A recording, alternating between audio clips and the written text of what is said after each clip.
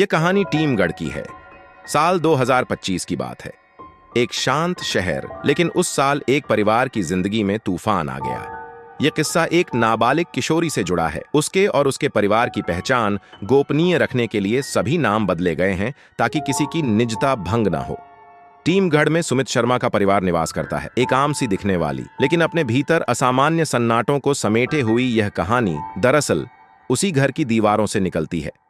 सुमित शर्मा, उनकी पत्नी राधा और बेटी रेखा, 3 लोगों का यह छोटा सा संसार था जो बाहर से जितना शांत दिखता था, भीतर उतना ही बेचैन था। 30 अप्रैल की रात थी जब राधा छतरपुर स्थित एक रिश्तेदार के यहाँ शादी समारोह में गई थीं। सजी धजी महफिल में चहकती राधा के चेहरे की रौनक अचानक गायब हो गई जब उन्होंने अपने जेवरों का बॉक्स खोला। वह क्षण किसी भी महिला के लिए दिल दहला देने वाला था। वह खालीपन सिर्फ डिब्बे में नहीं था, बल्कि दिल में उतर आया था। सुमित के मोबाइल पर जब घबराई हुई राधा की कॉल आई तो वह आवाज जैसे सीधे उनके दिल में उतर गई। दूसरी तरफ से एक कांपती आवाज में राधा ने जो कुछ कहा, वह सुनकर सुमित शर्मा के पैरों तले जमीन खिसक गई। राधा ने बताया कि जब उन्होंने बॉक्स खोला तो उसमें रखे लाखों रुपये मूल्य के जेवरात गायब थे। इस परिवार के लिए यह सिर्फ आर्थिक नुकसान नहीं था, बल्कि विश्वास और सुरक्षा के बुनियादी ढांचे पर गहरा आघात था। सवाल यह नहीं था कि जेवर कितने के थे, सवाल यह था कि आखिर घर के अंदर रखी चीजें बार बार कैसे गायब हो रही थीं।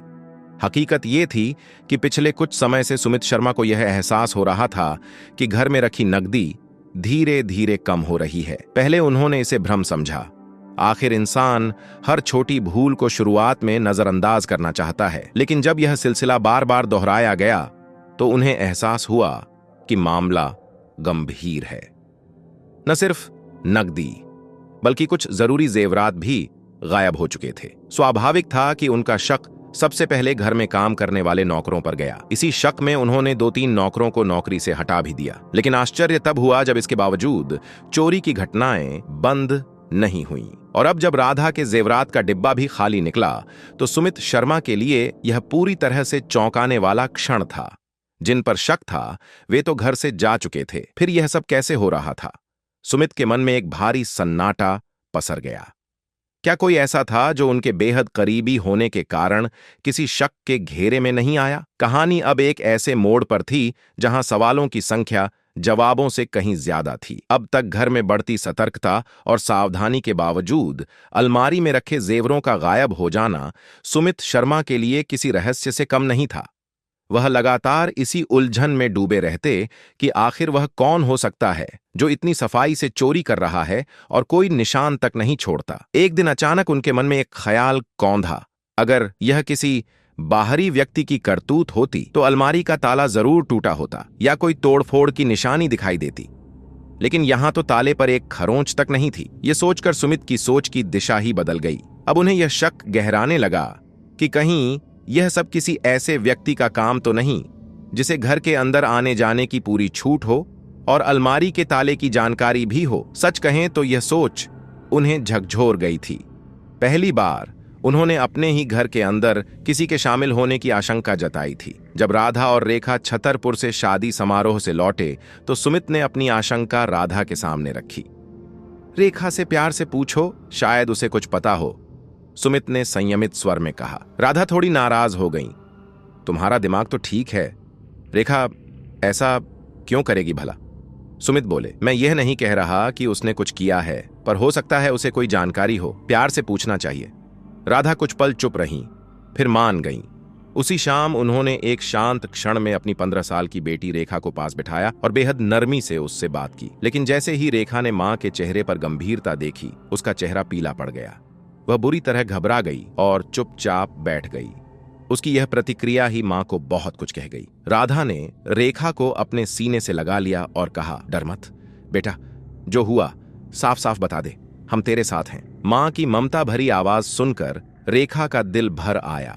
उसकी आंखों से आंसुओं की धार बहने लगी और वह फूट फूट कर रोने लगी, जैसे किसी ने उसकी चुप्पी की दीवार तोड़ दी हो। थोड़ी देर बाद उसने हिम्मत करके अपनी मां को वह सच्चाई बताई जो उसके मन में 1 साल से बंद थी। यह जानकर राधा की रूह कांप उठी। उनकी बेटी, उनकी प्यारी रेखा पिछले 1 साल से 2 युवकों के हाथों शारीरिक और मानसिक शोषण का शिकार हो रही थी। उसी रात सुमित शर्मा को जब यह बात बताई गई तो वह जैसे गूंगे हो गए, आंखें बंद कर लिया और बस दीवार को देखते रहे। जेवरात या पैसे तो दोबारा आ सकते थे, पर उनकी बेटी की मासूमियत जो छीनी गई थी वह वापस नहीं आ सकती थी। सुमित ने उसी रात अपने छोटे भाई को सारी बात बताई। दोनों ने गहराई से विचार कर यह निर्णय लिया कि अब समय आ गया है जब कानून की मदद ली जाए। अगले दिन 1 मार्च को उन्होंने टीकमगढ़ के एसपी मनोहर मंडलोई को पूरी जानकारी दी और कोतवाली थाने में रोहित साहू और विशाल साहू नामक 2 आरोपियों के खिलाफ गंभीर धाराओं में मामला दर्ज कराया। यह मामला सिर्फ शारीरिक शोषण का नहीं था, इसमें ब्लैकमेल, धमकी और वीडियो के जरिए मानसिक यातना की भी कहानी छिपी थी। एएसपी के निर्देश पर एएसपी सीताराम सातिया के नेतृत्व में टीआई पंकज शर्मा की टीम ने तत्काल छापा मारा और अगले ही दिन रोहित और विशाल को गिरफ्तार कर लिया। शुरुआत में दोनों ने किसी भी आरोप से इनकार किया, लेकिन पुलिस की सख्ती और सबूतों के सामने उन्होंने आखिरकार अपना गुनाह कबूल कर लिया। उनके मोबाइल जब्त कर लिए गए और तकनीकी जांच के लिए भेज दिए गए। अदालत में पेशी के बाद दोनों को न्यायिक हिरासत में भेज दिया गया। इस केस की तह तक जाकर यह भयावह सच्चाई सामने आई, कैसे सोशल मीडिया पर दोस्ती की आड़ में रेखा को प्रेम जाल में फंसाया गया, फिर उसका वीडियो बनाकर उसे ब्लैकमेल किया गया। यह सिलसिला 1 साल से चल रहा था और इस दौरान रेखा अंदर ही अंदर टूटती जा रही थी। वह एक होशियार छात्रा थी, 10वीं कक्षा में पढ़ती थी, पढ़ाई में तेज थी और समाज में एक शालीन बच्ची के रूप में जानी जाती थी। कोई नहीं जानता था कि उसकी मुस्कान के पीछे कितनी पीड़ा छिपी है। रेखा की जिंदगी अब उस मोड़ पर थी जहां हर गलत मोड़ एक नई गहराई की ओर ले जा रहा था। उसे सोशल मीडिया की लत सी लग चुकी थी। यह आदत धीरे धीरे उसकी मासूमियत पर भारी पड़ने लगी थी। जनवरी 2024 की एक दोपहर जब वह यूं ही अपने फोन में व्यस्त थी, तभी उसकी जान पहचान एक अजनबी से हुई। यह अजनबी था रोहित साहू, एक 21 वर्षीय युवक जो शहर में बिजली का कोल्हू चलाता था। वह भी टीकमगढ़ का ही निवासी था, इसलिए बातचीत जल्दी ही अपनापन पाने लगी। धीरे धीरे दोनों के बीच मैसेज से कॉल और फिर कॉल से वीडियो चैट तक का सफर तय हो गया। वह पहली बार था जब रेखा को लगा कि कोई उसे समझता है, लेकिन उसे यह नहीं पता था कि यह समझदारी सिर्फ एक मुखौटा थी।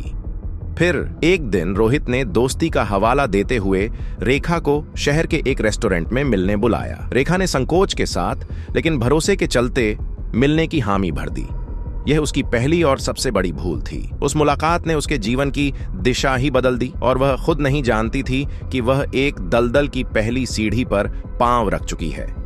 कुछ दिनों बाद रोहित ने उसे अपने जन्मदिन की पार्टी में आने का निमंत्रण दिया। इस बार उसने थोड़ा झिझकते हुए मना किया, लेकिन रोहित के बार बार कहने और ये कहने पर कि पार्टी में उसके परिवार के सदस्य भी होंगे, वह मान गई। रेखा को लगा शायद यह सामान्य मिलना जुलना ही होगा। वह कान्हा पैलेस नामक एक प्रसिद्ध होटल में पहुंची, लेकिन वहां का माहौल कुछ और ही कहानी कह रहा था। कुछ दोस्त तो थे, पर रोहित का कोई पारिवारिक सदस्य नहीं दिखा। रेखा का मन घबरा उठा।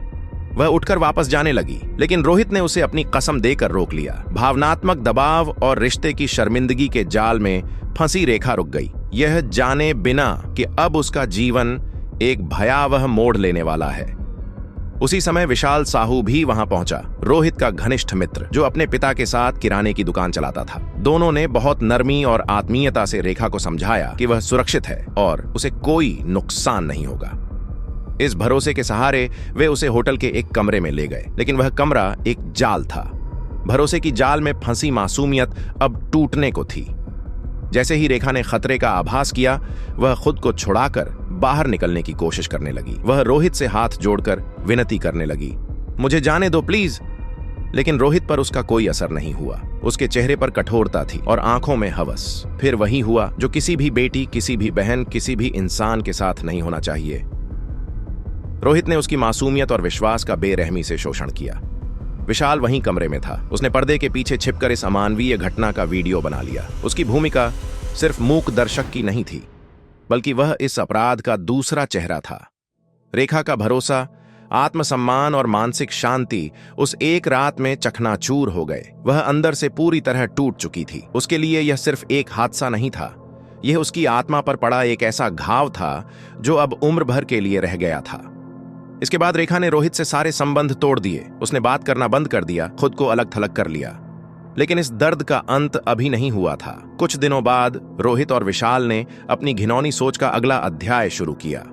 वे एक दिन अचानक उसके पास आए। रेखा की आंखों में डर तैर गया।